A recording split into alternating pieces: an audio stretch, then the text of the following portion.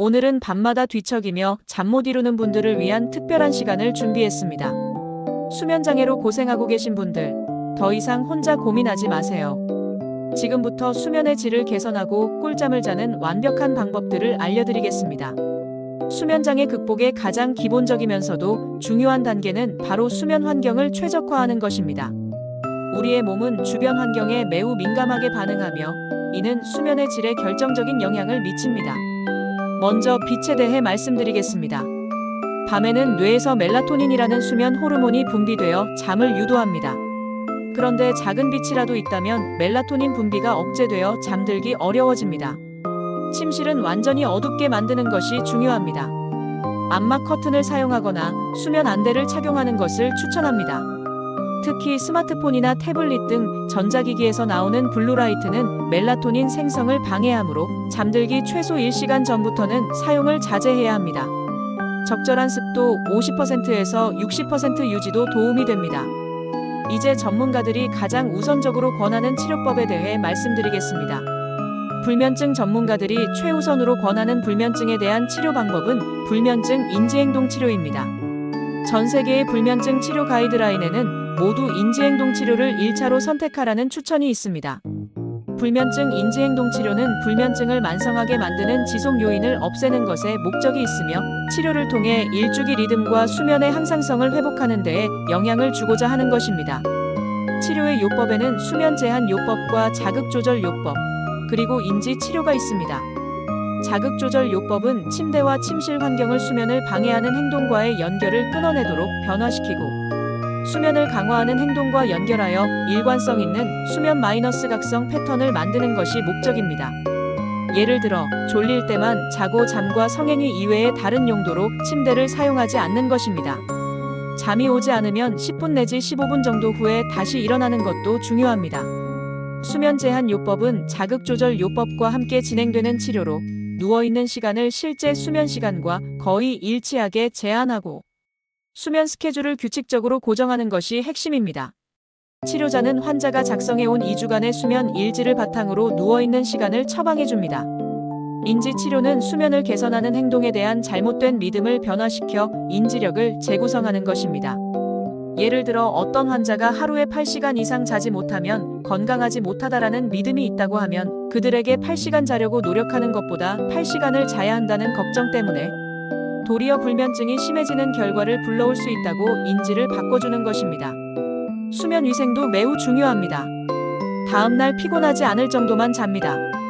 잠자리에 누워있는 시간을 줄이면 수면의 질이 높아질 수 있으나 잠자리에 누워있는 시간이 너무 길면 잠이 얕아지고 자주 깨게 됩니다. 아침에 규칙적인 시간에 일어나는 것도 중요합니다. 이는 밤에 잠드는 시간을 규칙적으로 만드는데 매우 중요합니다. 매일 적당량의 운동을 지속하는 것도 도움이 됩니다.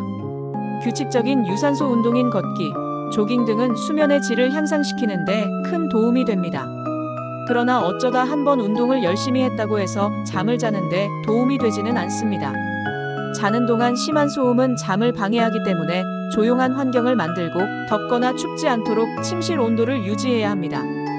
이완요법도 효과적입니다. 잘 자기 위해서는 교감 신경보다는 부교감 신경이 훨씬 더 많이 작동해서 긴장을 낮추는 것이 숙면에 도움이 됩니다. 스스로가 자기 몸을 어떻게 이완하는지에 대한 것들을 훈련하게 하는 것이 좋습니다.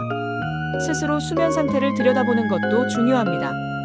불면 증상이 있는 사람들에게 있어서 독특한 점은 수면 시간이 정해져 있지 않다는 것입니다.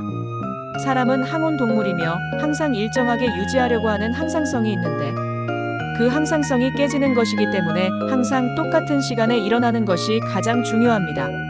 매일 꾸준히 본인의 수면 상태를 들여다보고 기록하는 것만으로도 불면증이 개선되었다는 사람들이 매우 많습니다. 본인이 잠을 잘 자지 못했다고 생각하는 것은 어떻게 보면 매우 주관적인 생각인데 실제로 본인의 수면 상태를 마주한다면 내가 잘 잤다고 생각했는데 잘 자지 못했다는 진실을 스스로 깨달을 수 있습니다. 앞서 제시된 방법들을 시도해 보았지만 여전히 수면 장애로 고통받고 있다면 다른 접근이 필요할 수 있습니다. 시중에는 다양한 수면 보조제나 영양제가 나와 있습니다. 멜라토닌, 마그네슘, 테아닌 등 다양한 성분들이 숙면에 도움을 준다고 광고됩니다. 하지만 주의하셔야 할 점이 있습니다. 수면 영양제는 의약품이 아니므로 심각한 수면 장애를 치료하는 데 한계가 있습니다. 또한 성분별 효과나 부작용이 다를 수 있으므로 복용 전에는 반드시 전문가와 상담하고 자신의 몸 상태에 맞는 제품을 선택해야 합니다. 장기적인 의존은 피하는 것이 좋습니다. 수면 영양제는 어디까지나 보조제이며 근본적인 수면 장애 극복을 위해서는 생활 습관 개선이 우선되어야 합니다. 몇 주 이상 수면 장애가 지속되거나 낮 동안의 활동에 심각한 지장을 초래한다면 전문적인 도움을 받는 것이 중요합니다.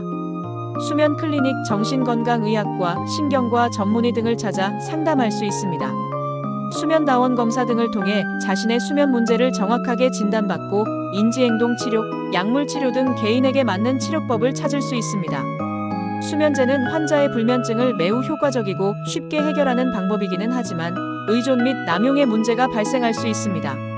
특히 수면제를 적절히 활용하지 못하면 점차로 내성이 생기면서 양이 증가하게 되어 약이 없이는 잠을 자지 못한다는 두려움에 빠져 수면제에 더욱 의존하게 되는 경향을 보이기도 합니다. 따라서 수면제를 사용하기 이전에 인지행동 치료를 적절히 활용하는 것이 반드시 필요합니다.